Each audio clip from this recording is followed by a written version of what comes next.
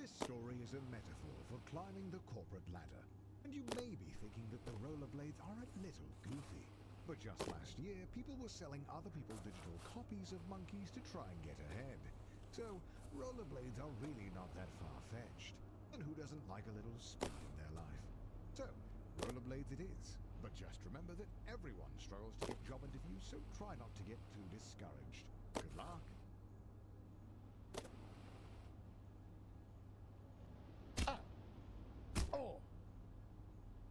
Hey, welcome to your first job interview. I know it can be a little nerve-wracking, but just relax and do your best. You're sure to get the job. Congratulations, you've completed the interview process. Unfortunately, the company needs you to do a take-home interview. I see a note here that says, sorry for making you jump through all these hoops. Oh, yeah. So the company just needs one more interview. That's one, we promise.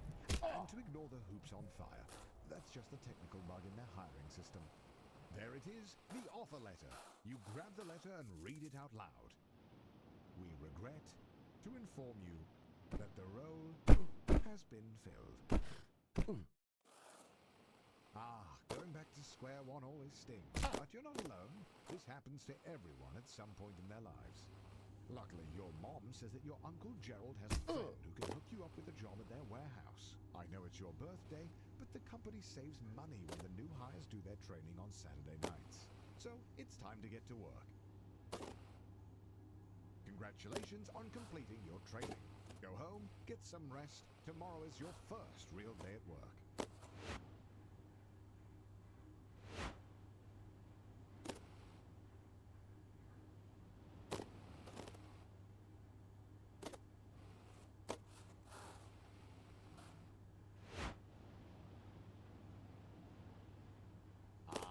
So, rumor has it that corporate spent all of their money on fighting Ted's injury lawsuit.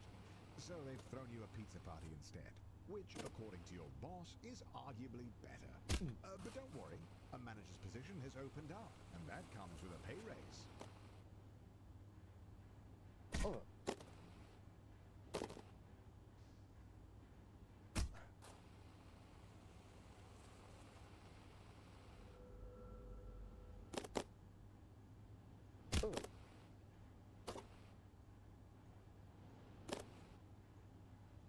Your mom walks into your room with a letter.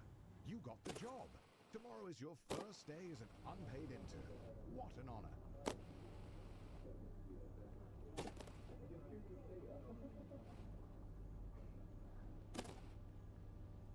Some would be discouraged knowing they only got the job because their obsession with rollerblades makes them the ideal candidate for grabbing coffee. But you're a little discouraged as well.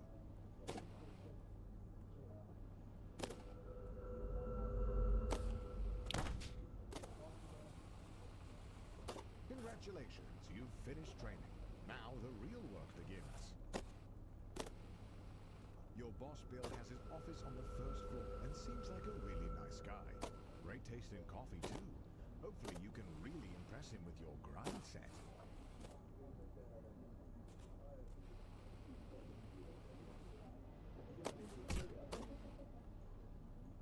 At the all-hands meeting, your boss Bill announces that you've been chosen for the in-house interview, which, according to him, is just a bunch of softball questions since it's really more of a formality than anything.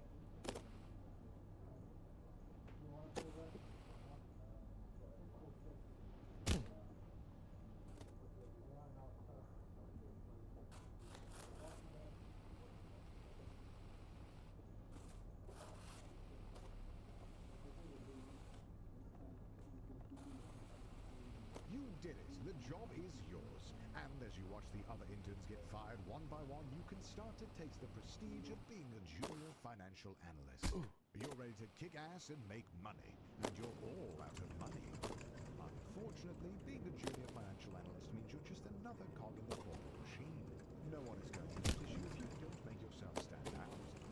Being a cog means doing a lot of the same thing over and over again. But the company-wide mix is coming up, and if you can make a good impression, it'll go a long way.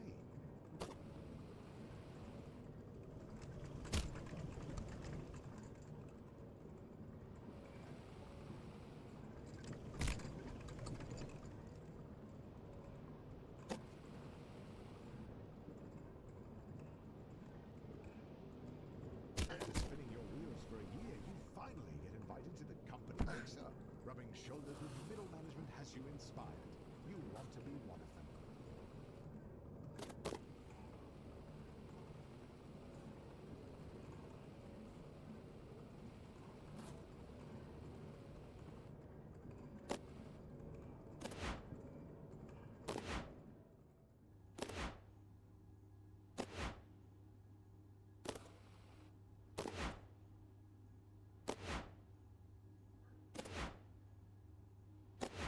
Finally, the company opens up a single middle management position. All you have to do is beat the rest of the applicants and the job is yours. Bumpers are a metaphor for the other applicants.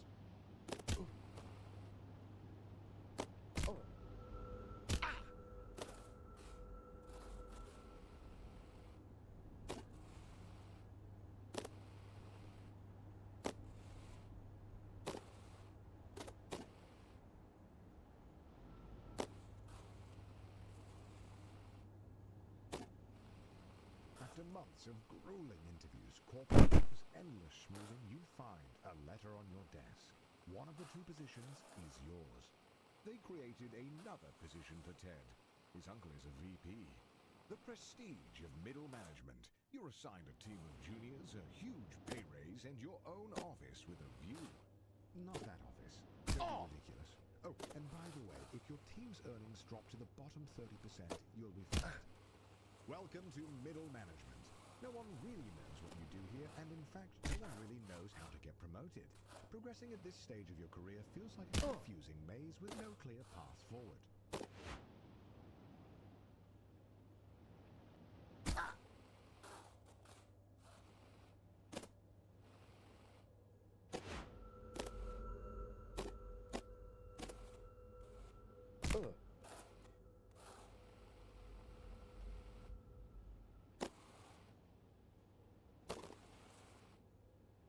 He calls you with a job offer, but you have to decide right now.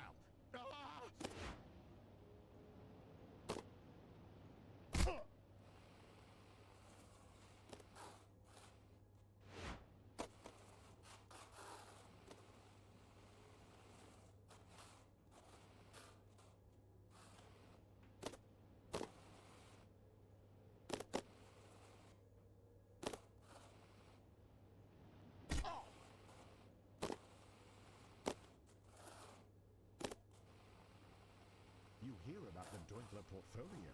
Two VPs have used their insider trading knowledge to invest a ton of money into it. But it hasn't taken off.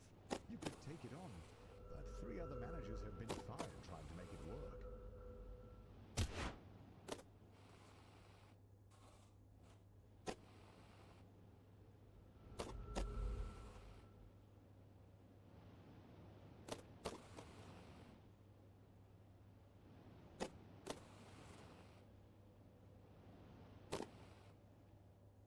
You did it! You pulled off the Doinkler portfolio, you crazy son of a gun. Unfortunately, the vote is tomorrow, and you're 1 vote short. Looks like it's better luck next time. You're still convinced that being a full-time YouTuber is for absolute degenerates. But he was such a class act that it was enough to sway the vote. You are the new department head.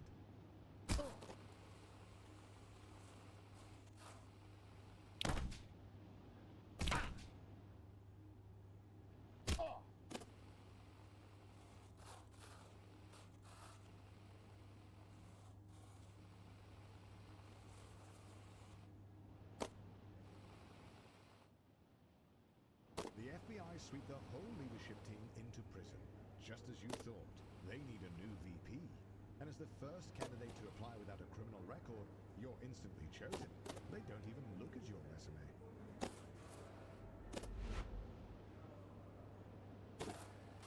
Being a VP at a large company puts you in the top 0.01%. But it's not enough. The goal is and has always been to be CEO. You have no idea how, but all you know is that you need to keep grinding.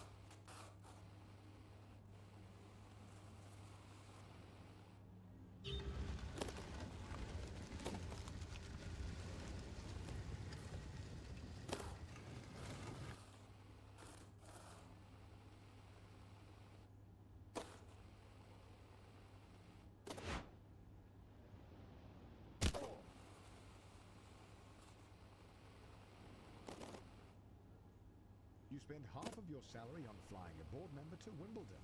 They don't even like tennis, but they like being schmoozed. And you like how that helps your chances at being CEO. Oh!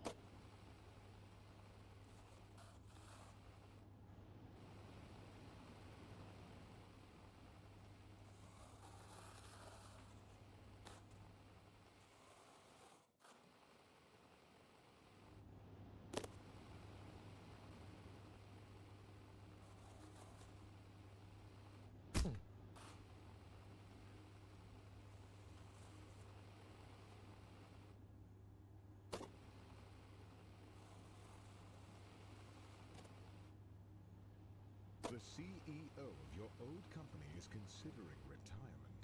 There's only room at the top for one, but now's your chance. You got this.